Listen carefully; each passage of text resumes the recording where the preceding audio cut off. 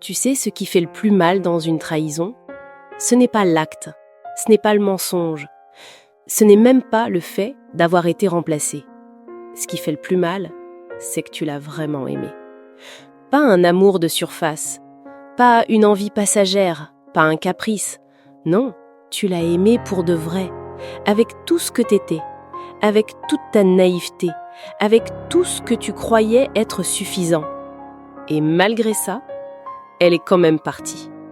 Pire encore, elle est partie avec un autre. C'est là que tout s'effondre. Tu commences à douter de tout, d'elle, de toi, de l'amour lui-même. Tu regardes les couples dans la rue, tu souris amèrement et tu te dis « ils vont voir, ça ne dure jamais ». Mais avant de parler de l'amour dans ce monde en crise, faut qu'on parle de toi, de ce que t'as vécu, de ce que tu ressens vraiment. Pas ce que tu montres, pas les blagues que tu fais à tes potes pour faire semblant que ça va. Non, je parle de ces soirs où tu fixes le plafond, où tu te demandes « qu'est-ce que j'ai fait pour mériter ça ? Pourquoi moi ? Pourquoi maintenant ? Est-ce que je n'étais pas assez tout ?» Tu rejoues les scènes dans ta tête. Tu te rappelles comment elle riait avec toi, alors qu'elle parlait déjà avec lui. Tu te rappelles de ce texto bizarre ce soir-là, de ce regard fuyant, de ce « je suis fatiguée » qui sonnait faux. Mais t'as rien dit. T'as voulu lui faire confiance. Et elle t'a planté un couteau dans le dos pendant que tu regardais ailleurs. Mais laisse-moi te dire une chose. La trahison ne dit pas qui tu es. Elle dit qui elle est. Tu peux être l'homme le plus sincère, le plus loyal, le plus investi. Mais tu tomberas toujours sur quelqu'un qui ne sait pas recevoir ce genre d'amour. Et parfois, ce n'est même pas de la méchanceté, c'est juste de la peur. Elle n'a pas su aimer quelqu'un qui l'aimait vraiment, alors elle a choisi la facilité. Elle a choisi le frisson, l'ego, l'immaturité. Mais toi, t'as survécu à ça. Tu respires encore, t'es debout, tu marches avec un cœur blessé, oui, mais un cœur qui bat encore. Et c'est déjà une victoire. Maintenant, viens, on regarde plus loin. Est-ce qu'on peut encore croire à l'amour dans un monde où tout s'effondre ? Dans un monde où la fidélité est rare, où tout le monde swipe, ghost, trompe, remplace aussi vite qu'on zappe une story ? Moi, je crois que oui. Après une trahison, il ne reste pas simplement un cœur brisé. Il reste un vide, un silence froid, une sorte de vertige intérieur. Tu te lèves le matin, sans but. Tu scrolles sur ton téléphone, sans vraiment lire. Tu sors avec des gens, mais tu n'es pas vraiment là. Parce qu'au fond, tu portes une question que tu ne dis à personne. Est-ce que je mérite encore d'aimer ? Ou, pire encore, est-ce que je mérite encore d'être aimé ? Et c'est là que commence un nouveau combat. Un combat intérieur. Pas contre elle, pas contre les autres, contre cette partie de toi qui veut croire que l'amour, c'est fini, que c'est mort, que c'est pour les naïfs. Cette voix qui te dit « ne t'ouvre plus, ne donne plus, ne crois plus ». Mais cette voix, elle ment, parce qu'elle parle depuis ta douleur, pas depuis ta vérité. La vérité, c'est que tu es fait pour aimer. C'est dans ta nature, même si on t'a trahi, même si on t'a abîmé, même si tu doutes. Et regarde autour de toi. Oui, le monde est en crise. Oui, les gens ont peur. Oui, l'amour semble être devenu une sorte de contrat temporaire, avec clause de sortie rapide. Mais malgré tout ça, il y a encore des regards sincères. Il y a encore des mains qui veulent tenir, pas juste utiliser.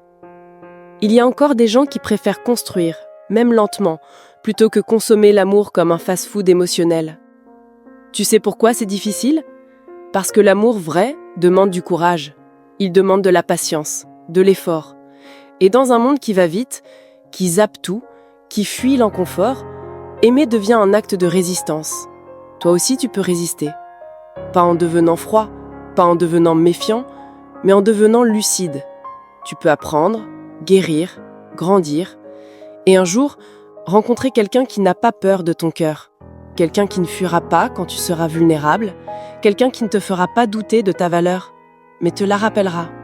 Mais pour ça, faut d'abord que tu reviennes à toi. Pas à celui que tu étais avec elle, mais à celui que tu étais avant.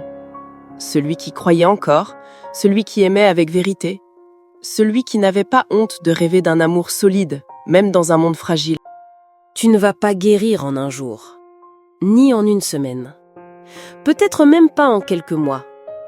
Mais chaque matin où tu te lèves, sans lui écrire, chaque nuit où tu ne pleures plus son absence, chaque pas que tu fais vers toi, c'est une victoire. Parce que tu n'es plus dans la survie, tu es dans la reconstruction. Et cette reconstruction, elle est sacrée. C'est là que tu redeviens ton propre refuge, ton propre port. C'est là que tu comprends. Tu ne cherchais pas juste l'amour d'une autre personne, tu cherchais surtout de te retrouver toi-même à travers elle. Et maintenant, tu as une chance unique, celle d'aimer à nouveau, mais autrement. Pas depuis le manque, mais depuis la plénitude. Pas pour combler un vide, mais pour partager une richesse. Oui, il existe encore des gens qui trahissent, mais il existe aussi des gens qui tiennent leurs promesses.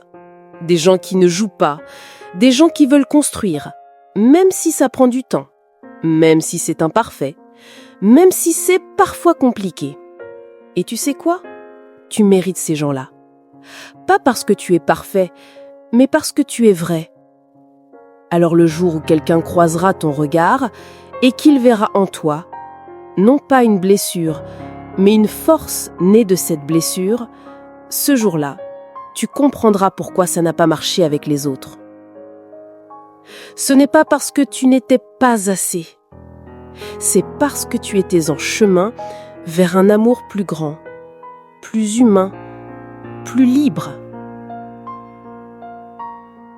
Un amour qui ne te mettra pas en cage, un amour qui ne fera pas semblant, un amour qui ne te demandera pas de te diminuer pour être accepté.